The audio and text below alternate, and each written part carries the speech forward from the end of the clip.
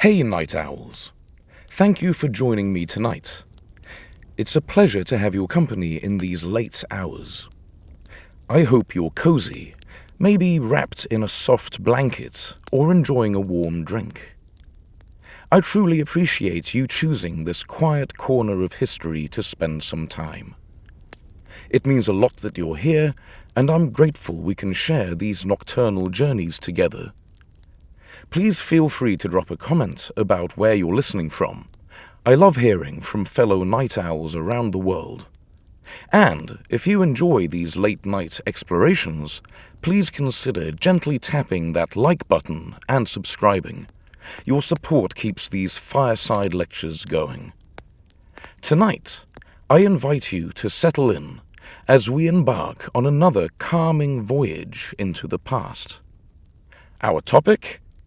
We'll be delving into the most bizarre punishments from ancient Greece. Strange and fascinating ways that justice was served thousands of years ago.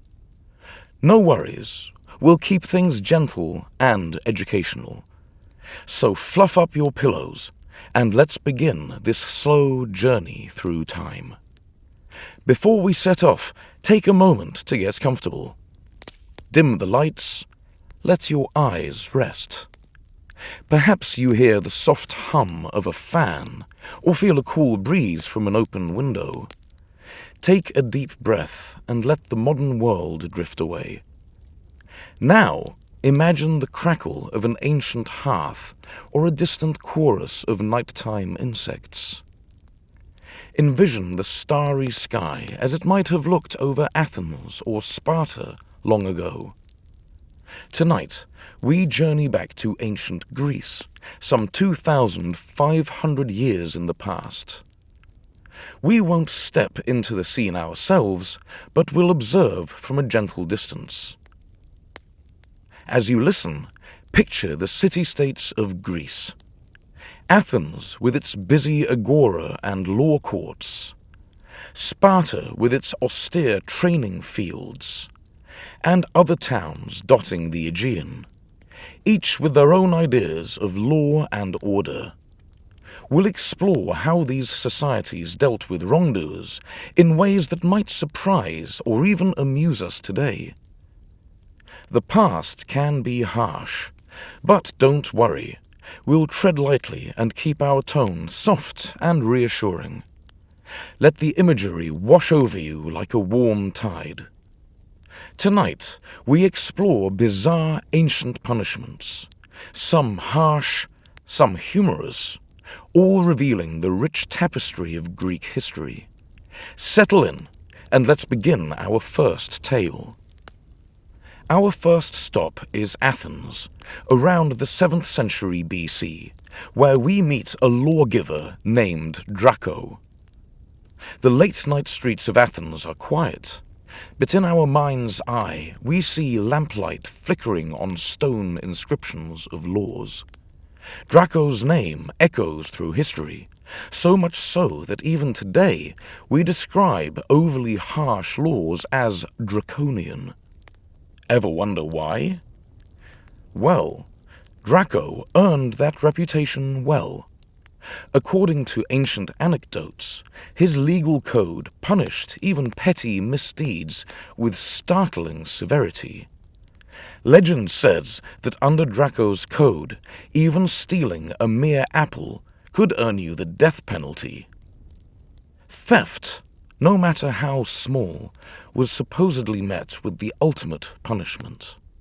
It's as if Draco believed minor crimes deserved death, since for the greater ones, no heavier penalty could be found, as Plutarch later quipped. The laws were said to be written not in ink, but in blood, reflecting their harshness. Perhaps it's an exaggeration passed down through time, but it paints a clear picture. Early Athenian law under Draco was unforgiving. As you listen, notice the stern logic of Draco's approach. He lived in a world where oral customs and blood feuds often decided justice. By writing down laws for all to see, Draco hoped to bring order and fairness, but he did so with a heavy hand. Imagine an Athenian marketplace gossip. "Did you hear? Draco's punished a pickpocket and a murderer the same way." It must have been bewildering, even to his contemporaries. Historians still argue whether Draco truly imposed death for every minor offense, or if later writers exaggerated for effect. Either way, the very fact that we use the word draconian today shows the lasting impression of those laws. Light, grim comedy was not lost on the ancients themselves. An old tale claims that when Draco was asked why his punishments were so harsh, he answered that small crimes deserved death, and he couldn't think of a worse penalty for great crimes. By that logic, one might joke that in Draco's Athens you'd get the same punishment for stealing a cabbage as for betraying the city, so you might as well go big on that cabbage. It's a dark little jest that likely earned a few nervous laughs in its day. The truth is, life in early Athens was precarious. The laws Draco wrote were the first written code for the city, replacing arbitrary justice by nobles. Harsh as they were, they laid the foundation for later reforms. In fact, within a few decades, the Athenians decided these laws were too severe and replaced most of them under a kinder lawmaker, Solon. Only Draco's laws on homicide were kept. But Draco's legacy remained a warning through the ages about extreme justice. As you picture those stone tablets under flickering torchlight, you can almost sense ordinary Athenians shuddering at the thought of breaking even a trivial rule. Our journey into bizarre punishments begins here, with a code written in blood. As we leave Draco's Athens, we do so grateful that a forgotten library book today doesn't carry the penalty it might have 2,600 years ago. The stage is set, and there are stranger punishments yet to come. The fire crackles softly as we move on, our next tale unfolding in the very heart of Athenian democracy, where punishment took a curious turn away from bloodshed.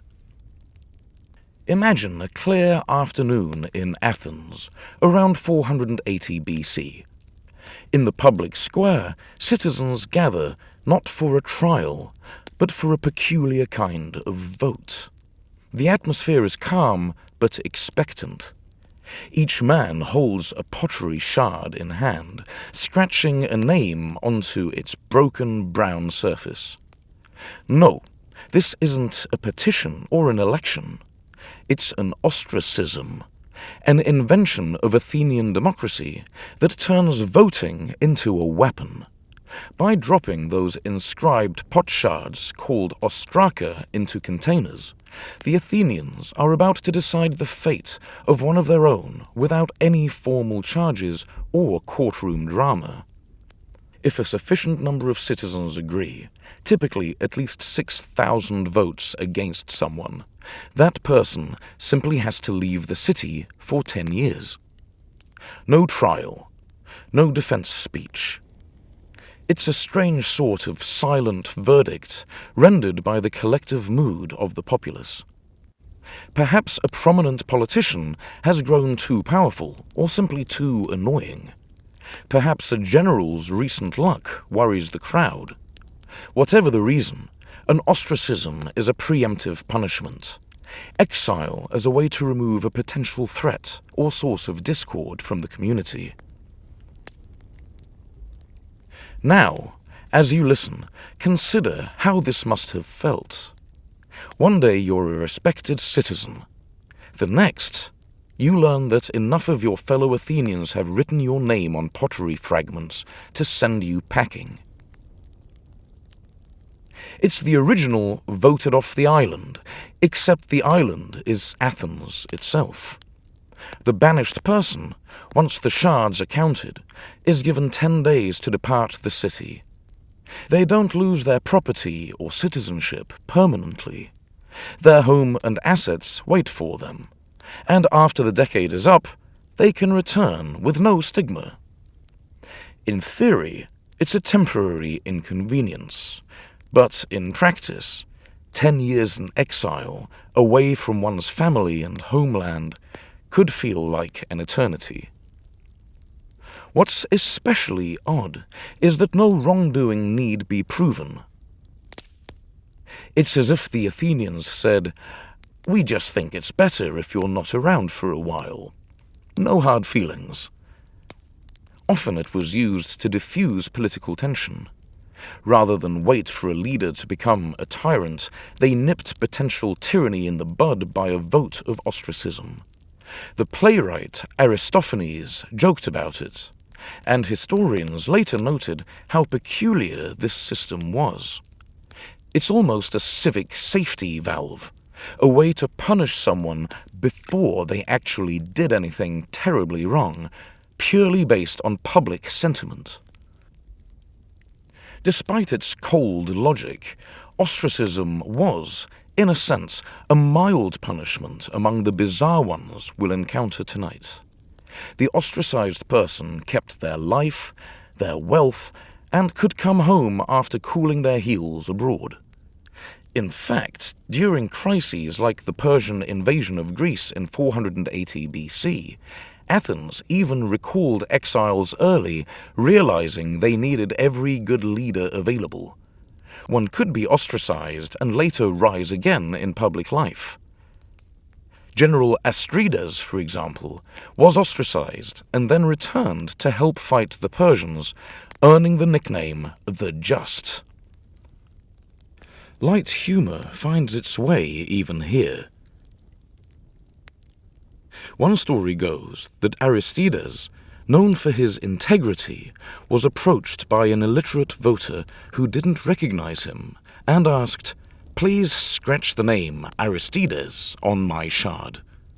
When Aristides gently inquired why, the fellow supposedly replied, "I'm just tired of hearing him called the Just all the time." Ever the gentleman, Aristides wrote his own name down and accepted the strange fate of being exiled for being too respectable. It seems even virtue could become too annoying in ancient Athens. Historians still discuss ostracism's role. Was it truly to protect democracy, or simply a popularity contest, taken to cruel extremes? Either way, it stands out as an oddly bloodless, yet dramatic punishment. There's a quiet scene to picture here. After the voting, the condemned individual walks through the city gates, turning back to glimpse the Acropolis one last time, knowing it will be years before they see home again. No shackles, no wounds, just the emotional weight of shards of clay deciding one's fate.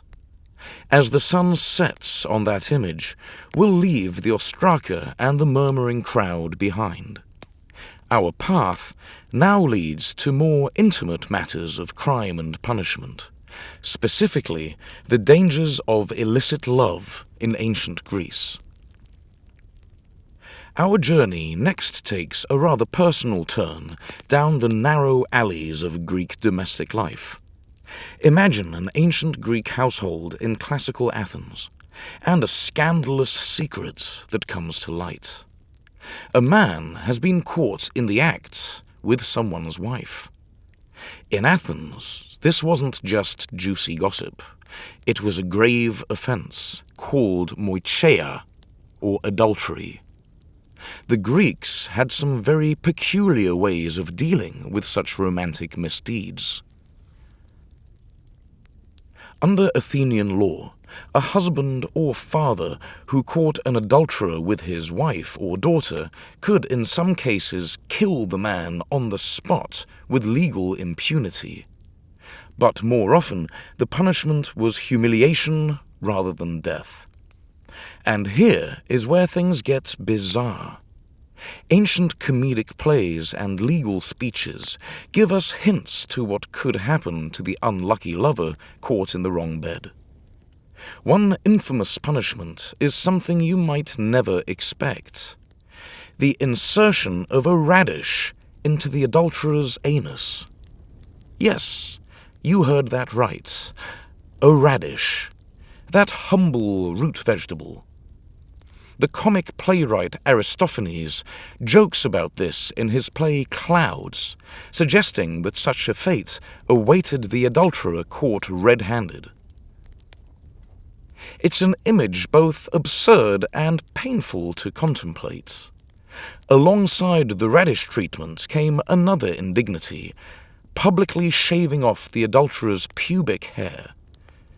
These acts were not meant to maim or kill, but to utterly degrade. In the macho culture of Athens, to be treated in such a way was to be symbolically feminized and shamed, because depilation was part of a female beauty regimen, scholars note, and to be forcibly penetrated by that radish was to be put in a woman's role. A cruel joke of gender stereotypes, enshrined as street justice. Now, did these punishments really happen? Or were they just ribald jokes from the stage? Historians still argue over it. Some suspect that these outrageous torments were indeed carried out by vengeful husbands and angry communities, which is why the jokes resonated for Athenian audiences. Others think they might have been exaggerations, a way for comedians to get cheap laughs at an adulterer's expense. Either way, the fact that multiple sources reference these acts suggests there's a kernel of truth. As you listen, perhaps a bit wide-eyed, remember we're keeping things mild. We won't delve deeper into gore or crudeness, but it's worth appreciating the dark humor ancient Greeks found in such punishments. These essentially weaponized a salad ingredient to teach a moral lesson, garden-fresh justice, literally. Athens wasn't alone in punishing adultery oddly. Many Greek city-states had their own local twists. Plutarch records that in one city, Cyme, people would call an adulterous woman a donkey rider, implying she had been made to ride a donkey in public as a mark of shame. Visualize that for a moment. A disgraced woman paraded on a donkey through the streets, the ancient equivalent of a scarlet letter, while onlookers watched in silence or with jeers. Meanwhile, in a Peloponnesian town called Leprium, the punishments were differentiated by gender. Aristotle tells us a male adulterer in Leprium might be tied up and led around town for 3 days, exposed to everyone's ridicule. A female adulterer, by contrast, was forced to stand in the agora for 11 days, wearing a thin, transparent tunic. One imagines her standing there, eyes downcast, as neighbors pass by, whispering, the sheer fabric only adding to her disgrace. And in Pisidia, a region in Anatolia, they apparently had an equal opportunity humiliation. They would parade both the man and woman together, seated backwards on a single donkey, for all to see. It must have been a sorry sight. 2 lovers, who had thought they could keep a secret, now bumping along on a donkey, heads hung low, amidst a trail of laughter. Not all Greek communities stopped at embarrassment. Some went further, towards physical retribution. In Epizephrian Locris, a Greek colony in Italy, An adulterer might be punished by having his eyes gouged out. The idea was perhaps a literal eye for an eye. You lusted with your eyes, so those eyes would be taken. A gruesome fate, though we have reason to think it was rarely carried out fully. In other locales, like Cumae or again Leprium, the penalty could be atimia, the loss of civic rights, essentially making the person an outcast in society. Compared to a radish or a donkey ride, losing one's citizen privileges might sound tame, but for a Greek, it was a profound disgrace to be barred from public life. Listening to these tales, you might feel a mix of amusement and discomfort.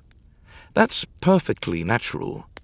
The Greeks themselves saw a kind of rough comedy in how adulterers were handled. We might say their punishments for infidelity were particularly creative. So creative, in fact, that we've largely abandoned such methods in the modern world.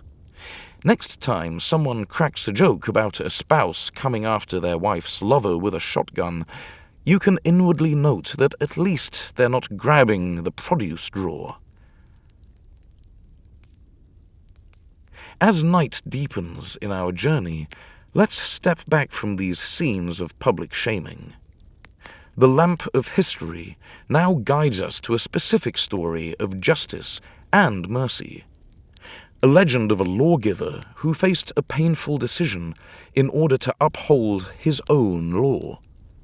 Make yourself comfortable as we shift from the collective punishments of cities to the personal resolve of one man. Travel with me now to southern Italy, to a Greek colony in the 7th century BC, where a lawgiver named Zaleucus holds sway. The hour is late and quiet in the Locrian town square. Zaleucus, known as a wise and strict lawmaker, has written a code of laws for his people of Epizephirian Locris. Among these laws is one very severe statute. The punishment for adultery is the loss of sight. Blinding. Imagine the resolve it would take to enforce such a decree. But Zaleucus believed in law and order above all, and perhaps he thought such a drastic measure would deter the very act it punished. As fate would have it, so the legend goes, Zaleucus's own son was the first to be convicted under this adultery law. It's a scene worthy of a Greek tragedy. The shocked father facing an impossible dilemma. The law he authored demands that his son's eyes be put out. Yet, as a father, how can he bear to inflict such a horror on his child? The townsfolk hold their breath. Will Zaleucus bend his principles to spare his son? Or will he enforce the law to the letter, sacrificing his own flesh and blood to the cause of justice? In the end, Zaleucus chooses a path that is both cruel and compassionate. He refuses to exempt his son from punishment, for that would undermine the very rule of law he instilled. However, he also cannot bear to utterly destroy his son's sight. So, according to the story, Zaleucus orders one of his son's eyes to be removed, and to fulfill the law's requirement of 2 eyes, he sacrifices one of his own eyes as well. Picture this solemn act. The old lawgiver voluntarily giving up an eye, standing next to his chastened son who has lost one eye, so that together they have paid the price of the crime. It's a startling image of shared pain and justice. In one stroke, Zaleucus maintains the credibility of his law, no one in Locris could doubt his commitment after that, while also showing mercy by mitigating his son's suffering. This tale might sound apocryphal, and indeed some historians suspect it's more legend than fact, a kind of moral parable told by later writers. But its lesson was clear enough to the ancients. It illustrated the ideal of the impartial judge, one who would not even spare his own family, yet tempered with humanity. As you listen, you can almost feel the communal awe and respect this act must have inspired among the citizens. In the flickering torchlight of the council hall, Zaleucus, bandaged and half-blind, might have said, "Let the law stand firm." It's a quiet, powerful moment in our journey, a reminder that bizarre punishments were not always simply cruel or comedic. Sometimes they were tied up with honor, duty, and sacrifice in deeply personal ways. Zaleucus had other stern laws too, reflecting a rather zero-tolerance approach to governance. One particularly bizarre regulation was his method for discouraging frivolous legal changes. Anyone who proposed a new law had to do so with a rope around their neck. If the council did not approve the new law, the proposer would be immediately strangled with that rope. Talk about incentive to think your proposals through very carefully. According to later accounts, this draconian, or should we say Zaleucian, rule was so effective that in 200 years only one new law was added in Locris. Whether or not that's literally true, it underscores how seriously they treated the sanctity of their laws. Proposing a new law was literally a life-or-death gamble. By now, you may have noticed a pattern. Greek lawgivers and communities often valued the stability of their laws and the honor of their society so highly that they devised extreme methods to protect them. It wasn't merely about punishing wrongdoing. It was about sending a message. In Zaleucus's case, the message was that no one is above the law, not even the lawgiver's family, and that the law itself was almost a sacred covenant requiring sacrifice. The ancient world slowly fades into the background, its voices growing quiet.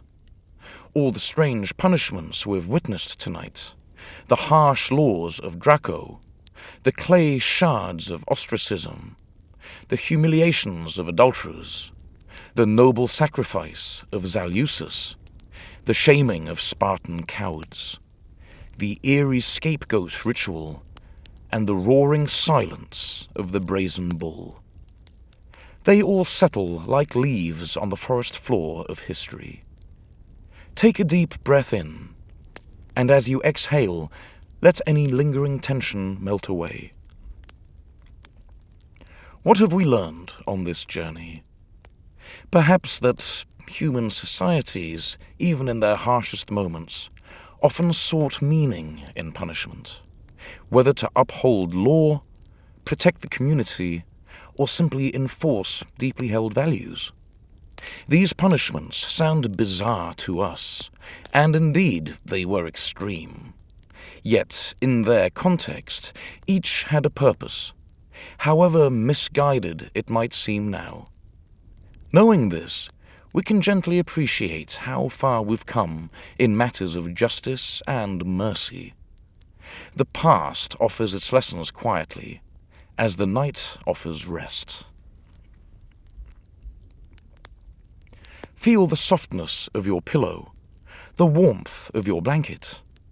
You are far removed from the clamor of ancient city streets and the stern judges of old.